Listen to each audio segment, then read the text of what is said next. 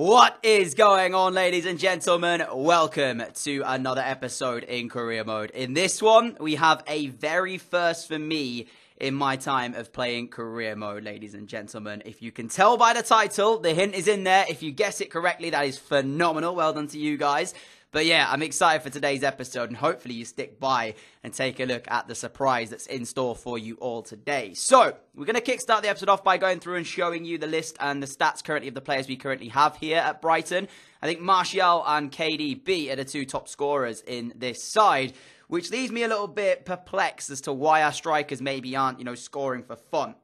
Anthony Martial in many ways is still playing up front, but he's also playing out on the wing when Siiiii starts up there. So I was kind of thinking to myself, as it is going to be our final sort of 6 months here at Brighton, what should we do? What do we do to make it as good and hopefully as easy for me to try and win the Champions League, final and trophy as possible? Because it's still difficult. It's still very difficult. So I was thinking about it, and you'll see what happens later on. But we first took on Leicester at the King Power Stadium, and it required Frank Brown actually in the form of his season in many ways. He saved early on from Leicester, and then we decided we wanted to create a chance. Anthony Martial coming inside before finding KDB. KDB trying to find a shot away, couldn't really get it, so laid it towards Siiiii. He played it to Vinicius Jr. Lovely skill from the Brazilian, and then he slotted it into the bottom corner to make it 1-0 Brighton. The last episode, I titled it about him, answering the questions that we asked him of the previous one, and my goodness me, his form is continuing today, picking up the opening goal of the game and giving us that 1-0 lead. So it was a weird kind of start to the episode. Not really sure how this game was going to go, but also I was in my mind planning one big special thing, and it was between the two players that currently, you guys, honestly, man, this has never happened. I've never ever had this in a career mode before. And when you consider I've played this game for probably 5-6 years of career mode, especially the last 3 years on YouTube, I've never had them. So it's going to be quite interesting to see. But we continue the pressure second half. We should have gone 2-0 up. I think it was our fullback, Odriozola, with this header right here. Not sure why he's in the box, but fair play to him getting up there. I would have been up the other end if we'd have conceded, probably having a go at him for being that far up. But hey, listen, if he'd have scored it, know what I can say about it. But then again, Leicester, they did want to get themselves an equaliser. Max Meyer towards Diabate. He came back inside onto that right foot of his. Looks for Ndidi. Ndidi squares it to Ward-Prowse, and it required Frank Brown again having to make another save. A lot of quality midfielders actually in this Leicester side. Obviously, Ward-Prowse is there. They've still got Maddison. They've still got, I believe, Ndidi, obviously the one who played the pass. They've also managed to bring in Max Meyer, so a lot of midfield quality in this Leicester City side. But it was us who would get the victory after the 93 minutes of football at the King Power. Vinicius Jr.'s only goal of the game, enough for the 3 points and the win. Very glad with that. You can see by the match facts, wasn't really a lot going on. Both sides with 2 shots on target, very poor in return of that one. Then we faced West Ham, and for the first time in a long time, the first 0-0 draw I can recall of this season. I don't think I've drawn a sim game 0-0 for quite a while. I have drawn them, but it's usually goal draws or, anything like that. I mean, a 0-0 draw is pretty rare by the scheme of things. So I was quite surprised to see that one, but at least it wasn't the defeat. It was the 0-0 draw, and at home I expected more of our side. Then again, West Ham are in the top 5, so they're having a good season. It's to be expected. It was going to be a tough game, and we can accept that result for what it is. Move on, say it was a good result. There we go. We then took on Crystal Palace away at Selhurst Park, and they've got some incredible players still in their side. I was quite surprised to see this. Zaha is there, Patrick Cutrone is there, Wijnaldum, formerly of Liverpool, is there. Some good players, some really good players. So I was expecting a tough game here as well. Siiiii finding KDB, and I thought that the Belgian had smashed us into the lead after 6 minutes, but to be denied by the crossbar from a great curling effort. And continuing the pressure, Vinicius Jr. now down the right as he came onto that left foot, getting across in towards KDB, and he made no mistake with the second of the day for himself, managing to find that volley into the back of the net. And what I will say is, I was under the assumption that finesse shots had been patched somewhat. Well, it doesn't feel that way.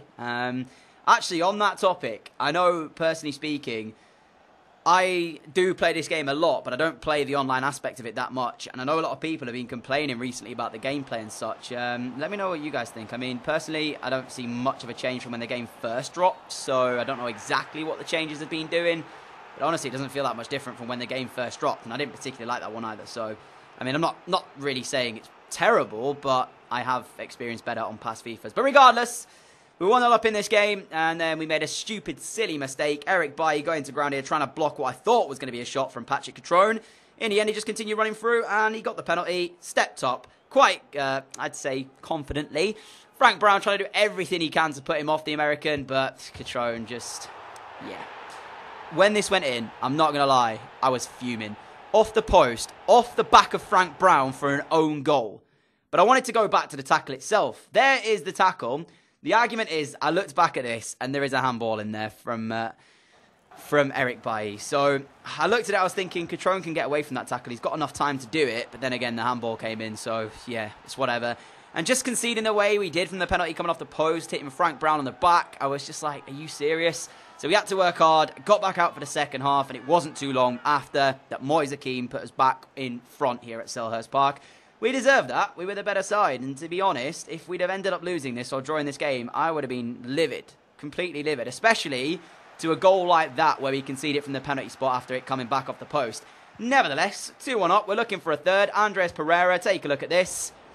I thought it was going to go right in the back of the net, but unfortunately came back off the post. And then we had another, dance with the woodwork after we put a great corner in. Big Virgil van Dijk up. Again, crossbar this time. That post just loves us hitting it right now.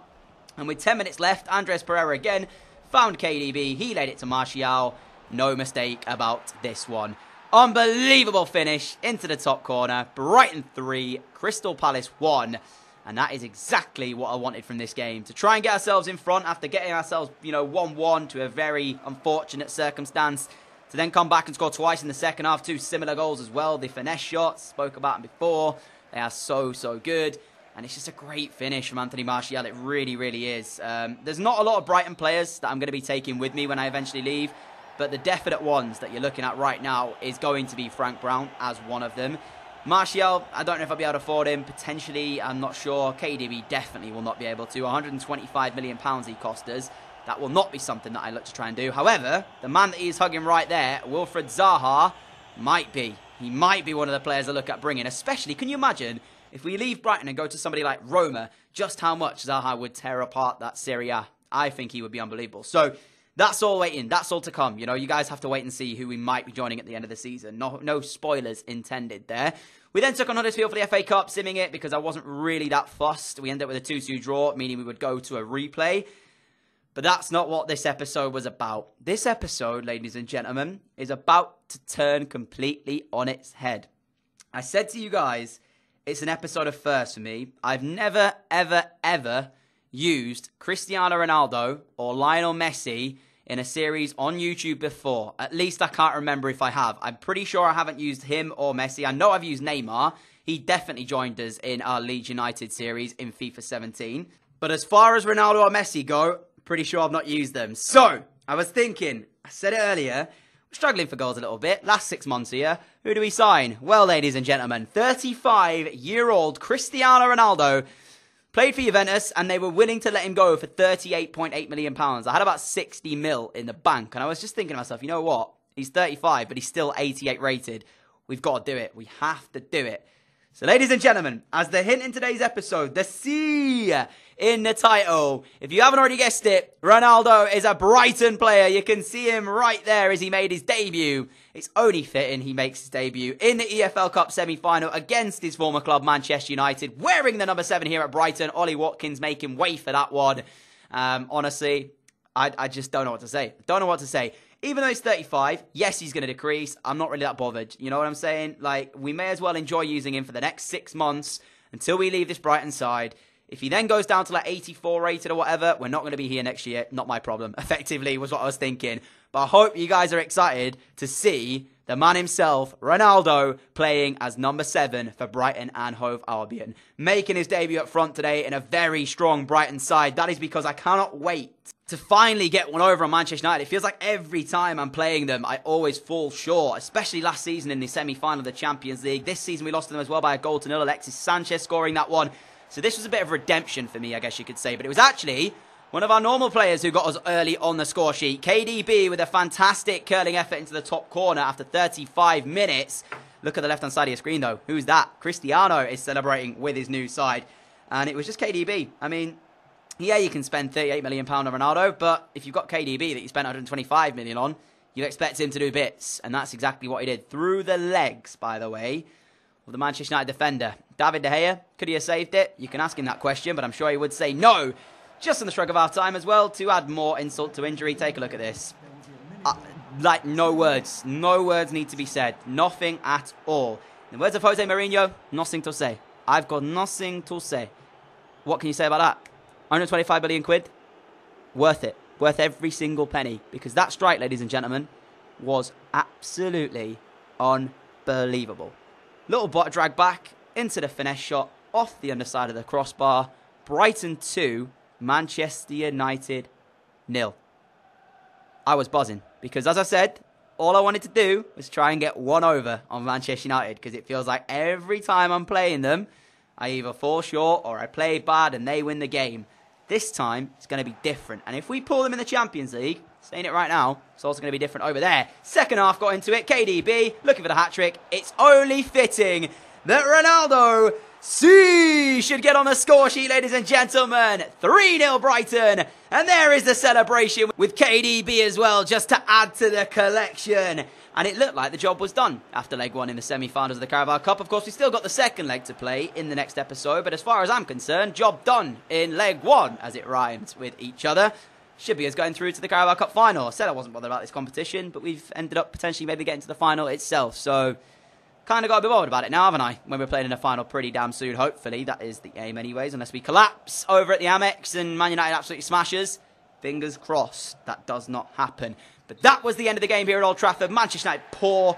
In many ways, you can kind of see, though, they were pretty bad when we played against them last time in the league and they beat us 1-0. They were pretty bad there as well. We just didn't take our chances. Got two very, I'd say, harsh yellow cards to Ryan Sessegnon. Had a man down. It was very difficult after that to play. What can you say, ladies and gents? That is how the episode will end today. It's so good seeing that on the screen that I don't know what happens. Maybe, who knows, maybe when we join another side at the end of this season, whichever team that is, we might try and sign Messi as well. Get them both in the same series. How about that one? We've got a few more things to show you. This one, a sim game against Huddersfield, then a couple of other things as well to do with the Champions League, the Carabao Cup, and the Premier League, to show you obviously the tables of each of those and all of that stuff. But hopefully you enjoyed today's episode. If you did it, a like would be greatly appreciated. As always, guys, you guys are incredible for all the support that you give me. I appreciate every single like, subscription, comment, everything that you all leave on these videos. It keeps me going, gives me drive, gives me everything. Hopefully you're excited to see how Ronaldo's going to play in the next sort of few months here in our final time at Brighton. But yeah, other than that, guys, I want to thank you all for watching today's episode. If you are new around here and like what you see, the subscribe button is down below. Alongside that is the notification bell. So if you click that, you'll be notified whenever a new video goes live. I'm hoping to see you all again tonight, again at 6 PM for another episode in the My Player Career mode. That is the aim. If anything else changes, I will update you on the community section, because I'm having a bit of an issue at the minute with videos going up on YouTube, but they're not coming out straight in HD, which is really frustrating me because I don't know what the reason for that is. It's nothing on my side. It's to do with, for whatever reason, YouTube side, but usually it's pretty good. But recently, it's taken a couple of hours after uploading for it to actually come out in HD, and I don't know what the reason for that is. So, yeah, all being well, see you all again tonight at 6 PM for another episode of My Player Career Mode. Catch you all then. Adios!